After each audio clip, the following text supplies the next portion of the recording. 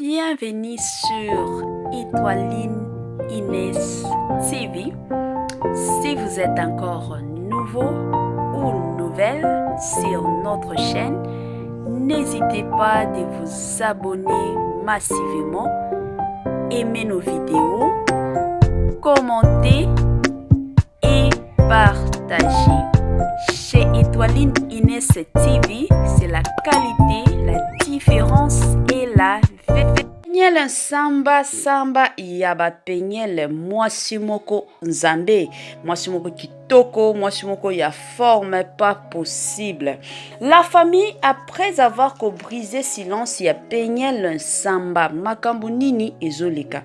Nini ekomi koleka surtout na vie ya penyele samba. Nini ekomi koloba mabandeko nanga, yango toye kobetela bino masolo awa. Salut cher Bouchou, salut cher abonné, salut cher connaissance, salut surtout les amis de Étoiline Inès TV. J'espère que vous allez bien. Quant à moi, je suis bel et bien, super bien, par la grâce de Dieu. Cher Bouchou, cher abonné et cher connaissance, yalelo vraiment na memeli bino penyele samba. Ebele abatu, balingaka na bango ka kobenga ye mu penya. Bato ebele babengaka ye mu penya, kombo na ye penza ezalaka penyele samba.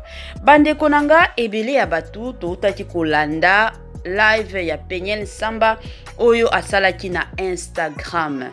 Asalaki live na ye, donc ekendaki nango bien kandenge ezalaka, mais bino moko boyebi ba retombe ndenge ezalaka, makambo ya pasi penza pas possible. Avant tokota na makambo na biso, en tout cas na lingana no na sensibiliser batu onyon surtout. Si c'est la toute première fois ya kokota na chaîne na biso, chaîne moko ya kitoko, chaîne ya batoli ya makasi, chaîne moko ya bana nzambe. Je vous prierai surtout de vous abonner massivement. Abonnez-vous. Cliquez aussi sur la cloche de notification pour surtout recevoir les nouveautés de notre chaîne. Aimez la vidéo, commentez et partagez. En tout cas, ekosala biso o penza tolobaka na biso chaque jour tokos makasi. Bandeko nanga lelo samedi tozwa nanu bakiti to vanda to yoka bandeko to sala nanu analyse sur makambo o nyonso tu ezolobama surtout na kombo ya penyele samba. Bandeko nanga botia mwa mai pembeni, botia mwa jus na bino pembeni, botia sucré na bino pembeni. Moti botia pe mwa eloko kolia tala kaka déjà après-midi et pas na biso na ebite kuna eza ba heure nini, mais soki eza midi tia mwa eloko kolia kandenge ezalaka, kote mosusu ozoliaka na yo, kote mosusu ozomelaka, kote pe mosusu ozolandaka oyo ya bino ya chaque jour Étoiline Inès TV na système kaka ya tokos makasi. Bandeko nanga na ye penza na regret lelo, na ye na regret ya makasi penza. Regret nanga eza ya makasi kotala communauté na biso. En tout cas, eza communauté oyo e souteniraka batu te. Communauté moko elingaka batu bami kotisa na buzoba. Yango eza communauté na biso. Bandeko, bon, je ne sais pas, de mon côté, kotala makambo o penza penyele samba alobaki. Kotala ta façon oyo penyele samba bandaki koloba. En tout cas, elakisaki déjà ebele penza. Il y avait tellement de l'humilité en elle. Humilité ezalaki vraiment ya makasi. Penyele o penza toyeba ki penyele samba. Toyeba kakeno soki penyele alobiki ya kokota live. Donc ozalaka ya koyinda. Nga kutu tango annonsaki message na ye sur Instagram que tozala prête vendredi à okota live à kotia biloko nyonso au grand clair. Bandeko, en tout cas moi je m'attendais à ce que akoya lisusu pona kofinga pona kotomboka. Donc yango penza na bando banga na lobi tout je ne sais pas ce qu'elle va parler. Mais à ma grande surprise, komona ndenge déjà bandaki émission na ye, abandaki live na ye, en tout cas humilité ezalaki ya makasi. Ezalaki penza ya makasi penza. Peniel Samba ayaki kosenga bolimbisi. Bolimbisi na ye ya liboso ezalaki pona ba parents na ye, ya mibale ezalaki pona belle famille na ye, ya misato ezalaki pona pasteur Mike Kalambai. Et puis ya 4 ezalaki pona bana na ye, ya 5 na kosukisa ezalaki pona ba fan kandenge ezalaka na ba chrétien nyonso na couple bondo ya majabu. Bandeko nanga sikoyo kokamwa ezake ebele ya batu bakotaki pona koloba ke non. C'est comme si ezana batu o ba poussa Peniel akendo senga bolimbisi. Ba mosusu balobi que non, total ki na ba commentaire parce que biloko na memeli bino eza biloko totangi penza na ba commentaire, to moni pe batu mosusu basaleli yango ba vidéo, yango biso pe toye kokotisa. Bandeko ba mosusu balobi que non, elle était remplie d'orgueil. Tango bando loba. Je ne sais pas. Peut-être misonanga et monaki non. Elle était vraiment simple, humble. Tango bando loba. Mais nzokana miso batu mosusu balobi que non. Elle parlait avec beaucoup d'orgueil. Je ne pense pas la femme. Je ne sais pas.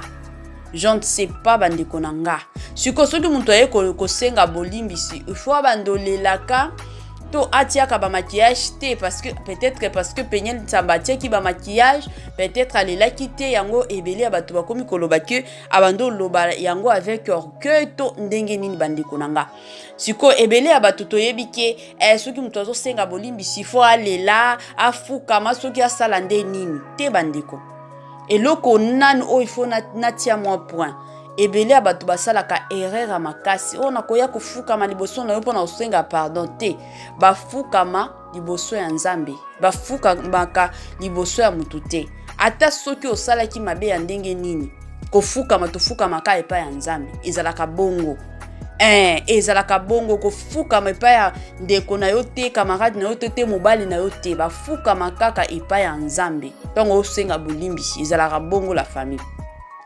Siko na ebite orgueil oyo Peniel Samba atiaki na ba life na ye.